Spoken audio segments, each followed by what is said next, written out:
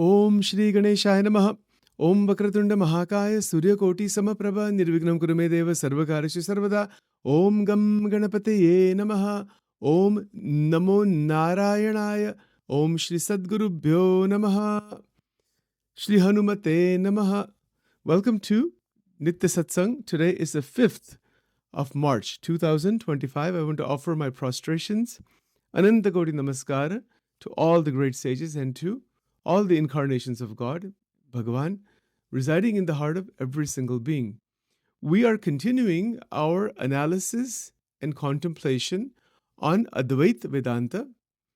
That is our goal this entire year and subsequent years also. Our morning satsang is focused on the glory of Advaita Vedanta, and then in connection, many other ideas will come and go through that process. So today, let's be very clear that there are three states that we are moving through: the Jagrat, Swapna, Shushupti. Should be very clear by now. This is our experience also. All right. Let's look at the Jagrat Avastha. Avastha means state of experience. We have experience right now. We can see the names and forms around us. Naam, Roop, Akar. We can see this body. We have our own sense of who we are. We can see other people. We can see our home. We can see the outside world. This is all perception. That which is perceived is called drushya. D-R-U-S-H-A-Y-A. So there is drashta and drashya or drushya. Drashta is the witness who is watching, the seer. The drashya or drushya is that which is seen. And then there's the process of seeing. That's the third, there's another word for that. So there's drashta, drushya. There's also the gnata, gnayam, gnaya. Like this, these three words are there. The perceiver or the experiencer, the experience, the process of experiencing, and the objects outside, the world outside, right? These three, this is very clear. This should be very clear. All right. What is the significance of this analysis? Why should we even try to understand what is Jagrat Avastha? Jagrat Avastha is where the whole game of life is played. Sapna also, but our voluntary control is in Jagrat Avastha mostly. So within Jagrat Avastha, there is the experience through the five senses. This is called Panch Jnanendriya. The experience stimuli comes through the cranial nerves, goes into the brain, and somehow, that's the mystery, somehow the experience of the world is available for us. Nobody knows how that really happens. The neuroscientists, philosophers, neuropsychologists, all these people who have tried to explain how the brain generates experience, they cannot. It is called the explanatory gap in philosophy. In the philosophy of mind, it is called the explanatory gap. You can look it up if you want. I'll talk a little bit about it here.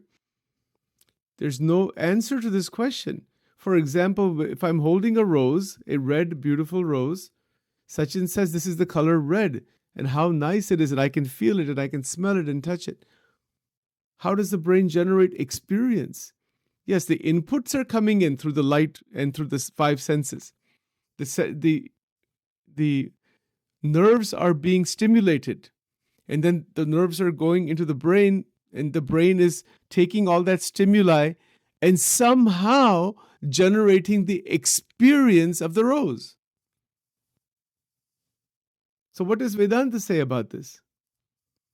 This is what's interesting. So the explanation given in Vedanta, boy, this can get really complicated. I'm going to see if I can make it simple. First of all, is there a rose outside? So in Advaita Vedanta, they would say there isn't anything outside. There is absolutely nothing outside. Think about this.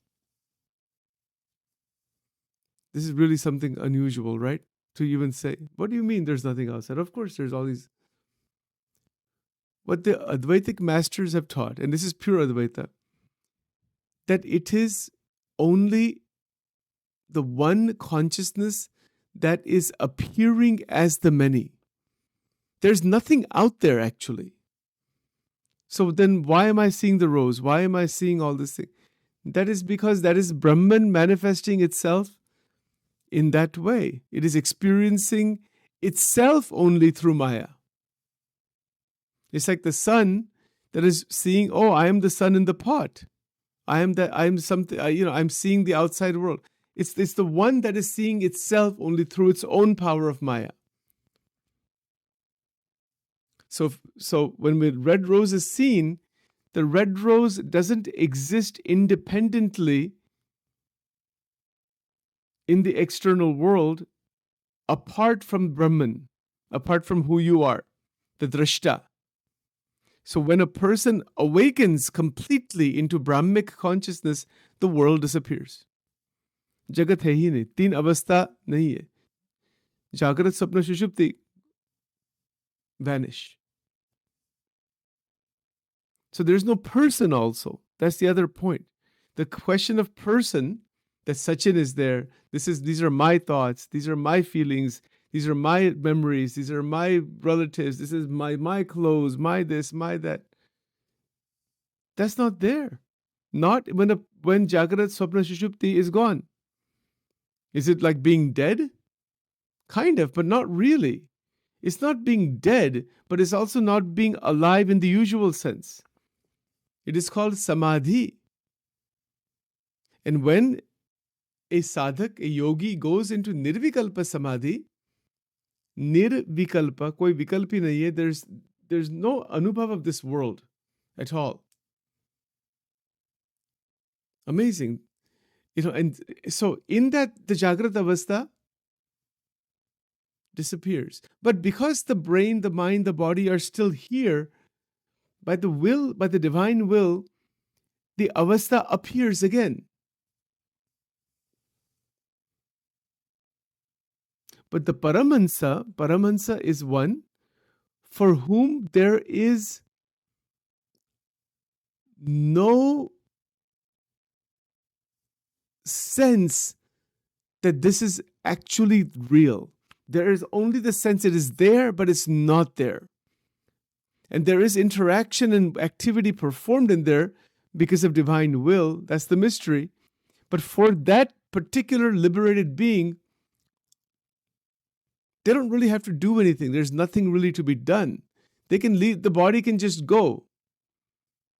But the body they maintain sometimes for the benefit of others. But then the question is, why do that? Who is there other than you? मैं ही हूँ. This is Advait Vedanta. मेरे सिवाय तो कुछ है ही नहीं. Think about this. Then how is it then you're giving updesh to somebody, teaching somebody, there's a guru shishya. See, the Shankaracharya said, na guru, na shishya. There's no guru, there's no shishya. Chidananda Rupam. See that poem. Then who is Shankaracharya ji writing to? Who is Sri Krishna Bhagwan teaching? Krishna himself says, I am also Arjun. This is Advaita. भगवान भगवद गीता में ही लिखा है कि मैं अर्जुन हूं, मैं शिव हूं. Who is it? Is he just telling himself? Why is there even any duality? Why is there this world of this type?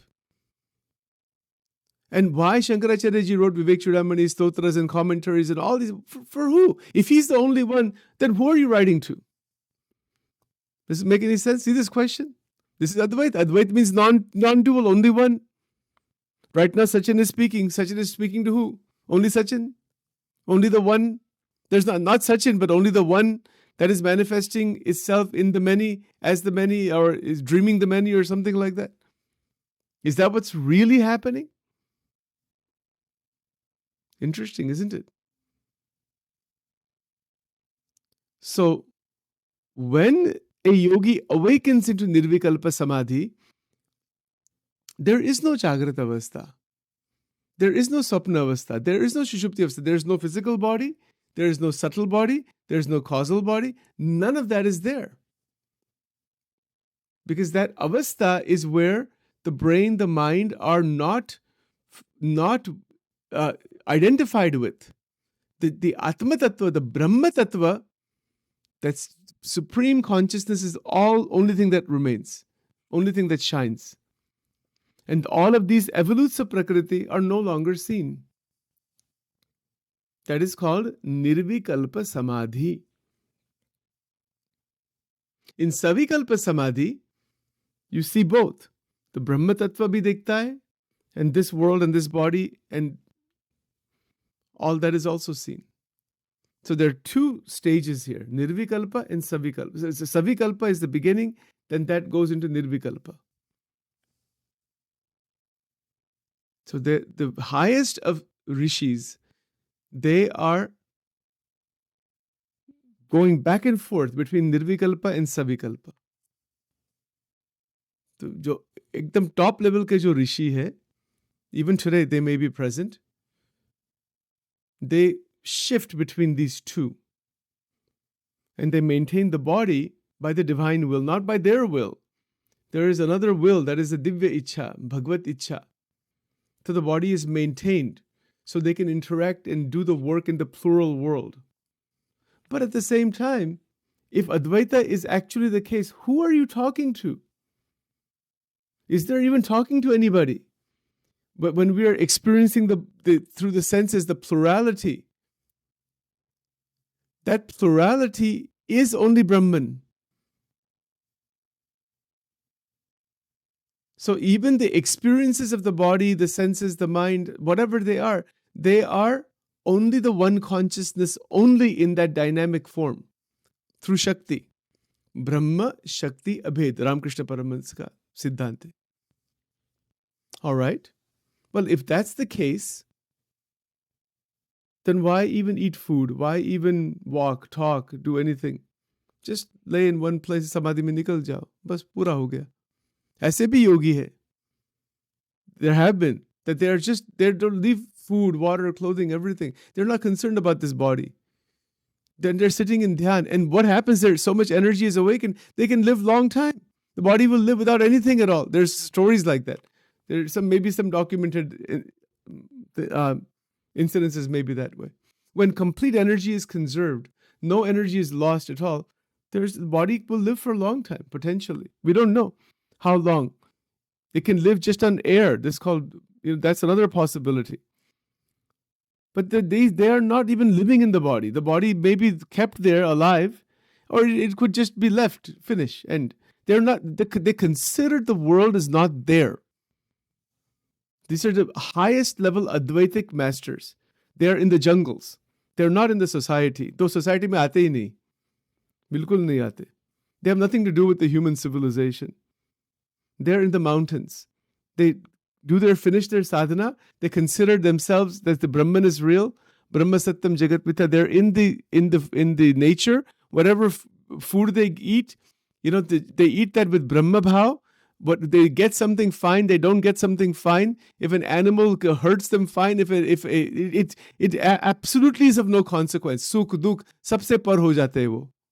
And they're sitting in the highest of radiance. And so when they are awakened like this, all the animals and all the srishti serves them. No animal hurts them. I see. This is what the Upanishad, the highest level rishis are of this type. They don't come into the society at all. They don't want to teach anybody anything or anything like that. Bilkul nahi.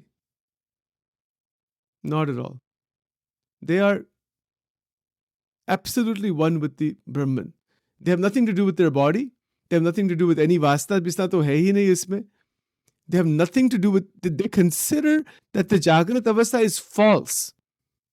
So just imagine this. I know I have not talked about this before, but I wanted to mention it at least somewhere here in these recordings. People don't know this, and those kinds of sages are very, very rare. Aisa likha hai in Yog Vashishta Maharamayan. It is written there, if a person sees even such a sage, you become enlightened right away. Just by seeing that person. That person is not a human being. A human being is there, human body is there, but the infinite is manifesting. ऐसे संत है, ऐसे ऋषि है, they are, when they close their eyes for even 5 seconds, billions of galaxies appear as bubbles. Can you imagine this? People are trying to do this Hubble Space Telescope and James Webb and taking pictures. वो तो कुछ उसका कोई class ही नहीं है compared to these rishis. What they're able to see is something billion times beyond all these telescopes and everything. They're not at the human level. वो भगवान जैसे बन गए. Vachanamrut में these statements I'm telling you, this is from Vachanamrut, a lot of it. And it's there from the Upanishad, then thousands of years of history. और एक top level के संत है. They can do anything they want, you know, they can change the world in a fraction of a second, but they don't get involved in the world at all. Because they're seeing billions of universes. Ananta Koti Brahmand, Akshar Brahma ke ek Rome mein firte hai. Loya number 12 Vachanamrut, Bhagwan Swaminarayan. उन्होंने ये बात लिखी है. And that is who you are. So if a rishi is sitting in an ashram, maybe some disciples are there, maybe some are not there, doesn't matter. They are in their own glory. So hum, Shivo hum. अनंत कोटि ब्रह्मा विष्णु शिव दिखते हैं. अनंत कोटि ब्रह्मांड दिखते हैं. Adhyatmic layers of reality are open to them. ये जो पृथ्वी लोक तक कुछ दृष्टि में नहीं आता. Think about this. And this is the highest level. See, when those rishis, even those rishis that have touched this, and they see the vast consciousness and they come back, they have to come back down into Savikalpa state and then speak the Upanishad. They cannot speak even. It's impossible to talk at the highest level. You have to come down a couple of notches to be able to even speak to someone.